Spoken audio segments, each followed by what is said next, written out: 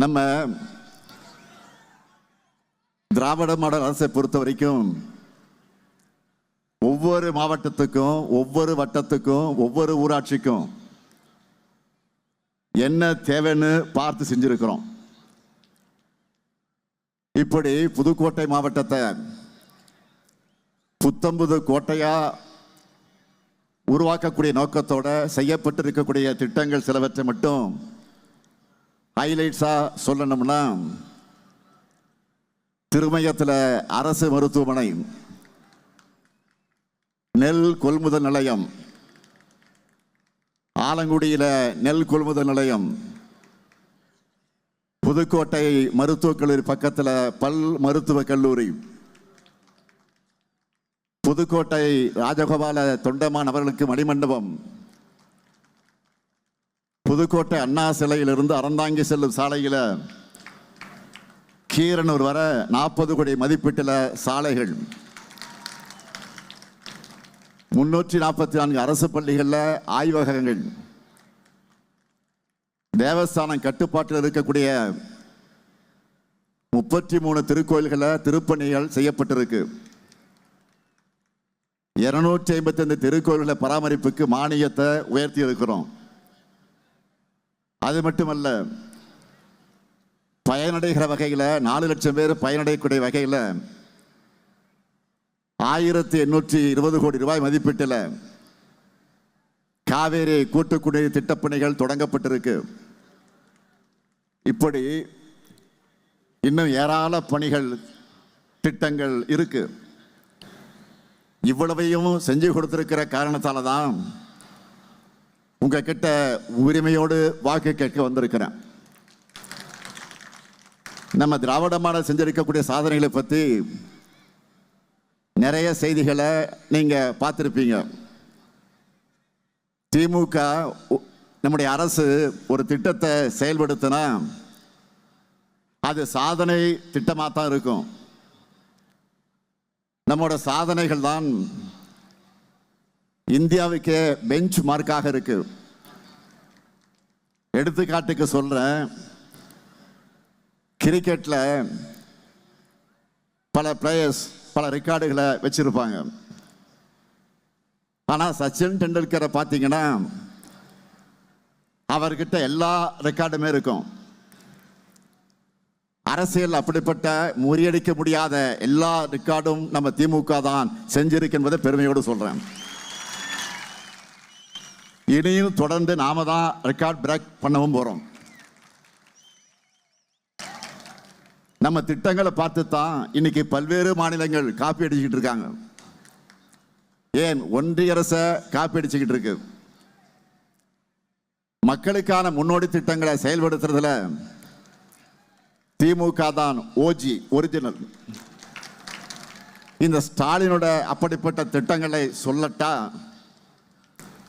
இங்க ஏராளமான மகளிர் வந்திருக்கீங்க.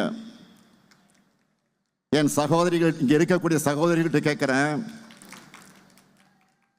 மாதந்தோறும் 15ஆம் தேதி உங்க அக்கௌண்ட்டுக்கு இந்த அண்ணன் கொடுக்கிற 1000 ரூபாய் உரிமை தொகை வருதா?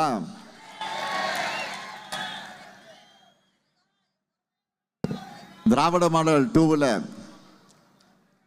எவ்வளவு உரிமை தொகை உயர்த்த போறோம்?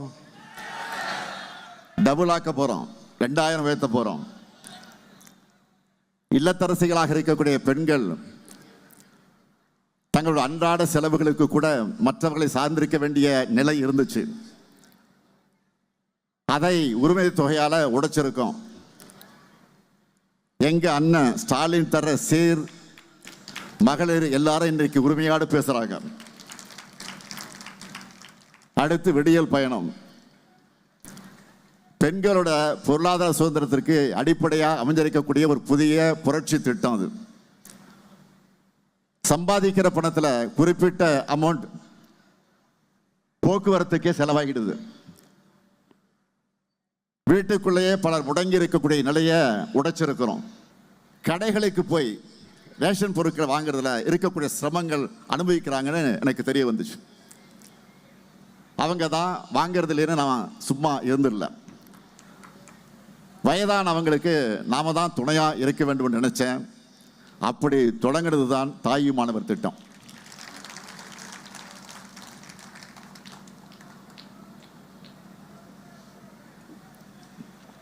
இந்த திட்டத்தில் குடும்ப அட்டை வச்சிருக்கக்கூடிய சுமார் 17 லட்சம் பேரோட வீடுகளுக்கு தேடி அவங்க வீட்டுக்கே போய் அரிசி பருப்பு உள்ளிட்ட பொருட்களை கொடுத்துட்டு இருக்கோம்.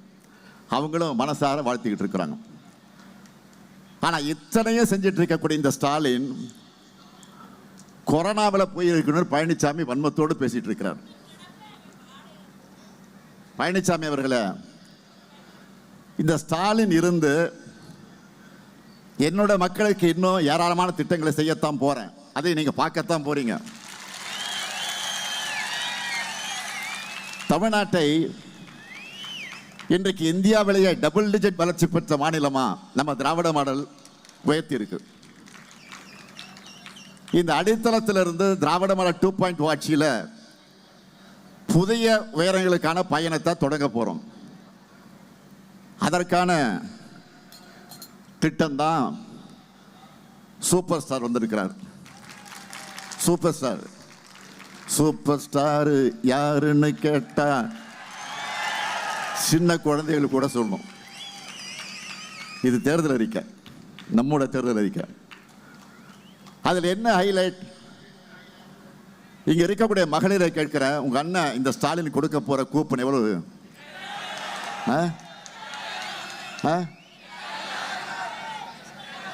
சத்தமா சொல்லுங்க. மகளிர்லாம் இப்பவே வீட்டுக்கு என்ன பொருள் வாங்கலான்னு டிஸ்கஸ் பண்ண ஆரம்பிச்சிட்டாங்க. இந்த திட்டத்தில் எவ்வளவு தொகையோட கூப்பன் கொடுக்க போறோம்? 8000. இந்த கூப்பனை வச்சு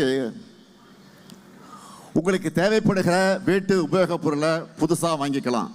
இல்லைன்னா பழைய பொருளை எக்ஸ்சேஞ்ச் பண்ணி புது பொருளை வாங்கிக்கலாம்.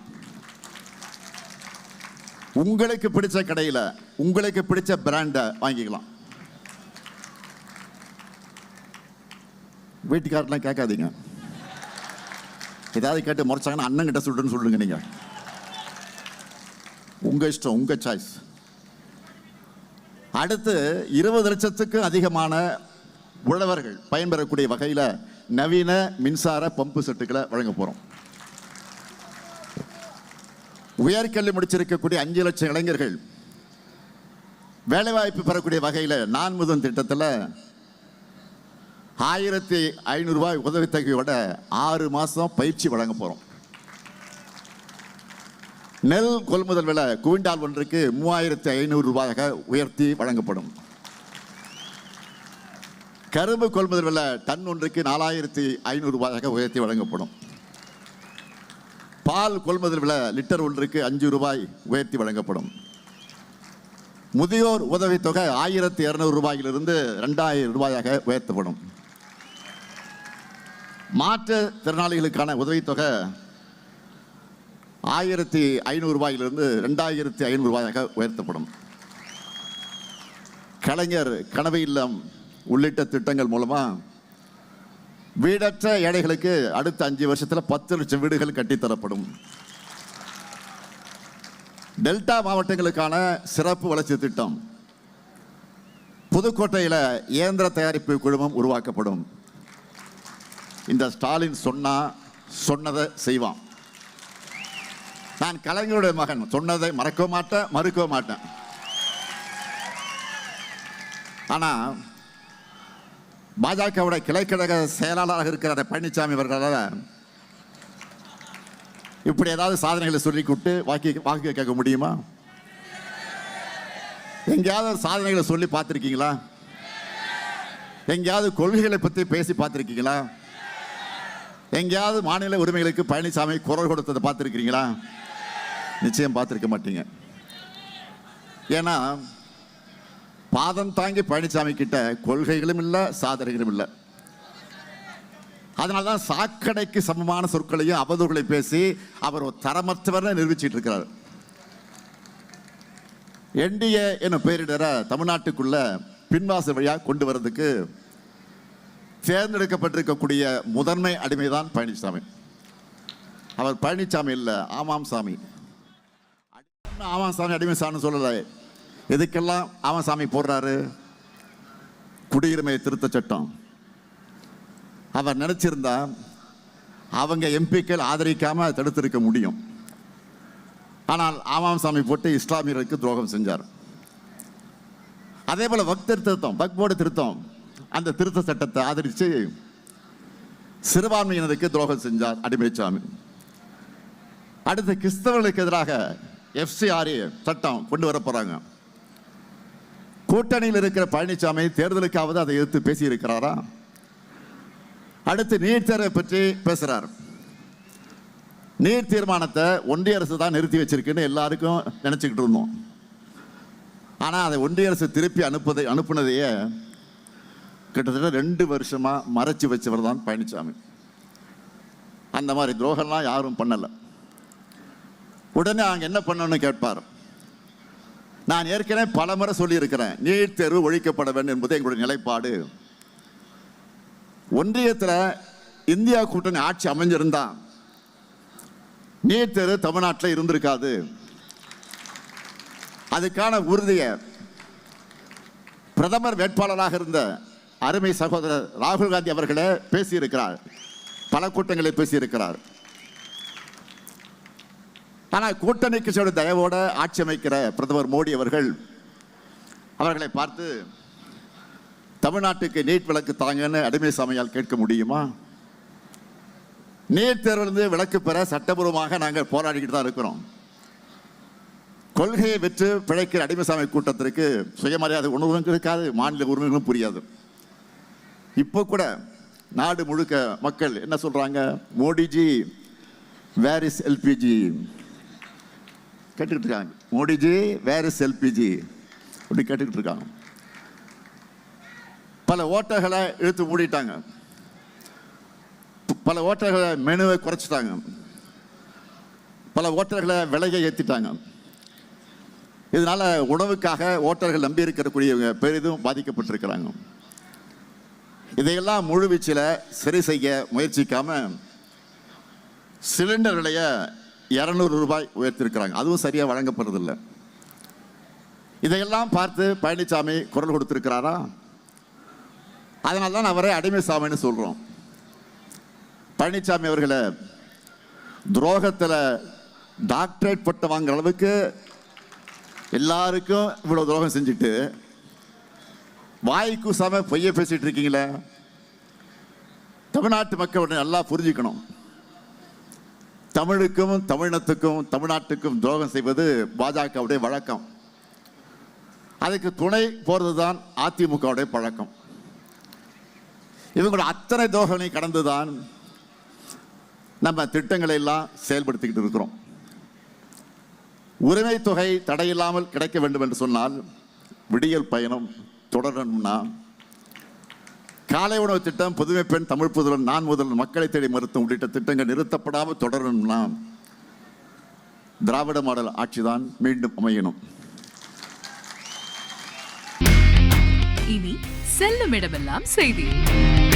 தந்தை டிவியின் வாட்ஸ்அப் சேனலை ஃபாலோ பண்ணினா செல்லருக்கும் இடமெல்லாம் செய்தி. இதோ QR கோட் இப்பவே ஸ்கேன் பண்ணுங்க, ஃபாலோ பண்ணுங்க.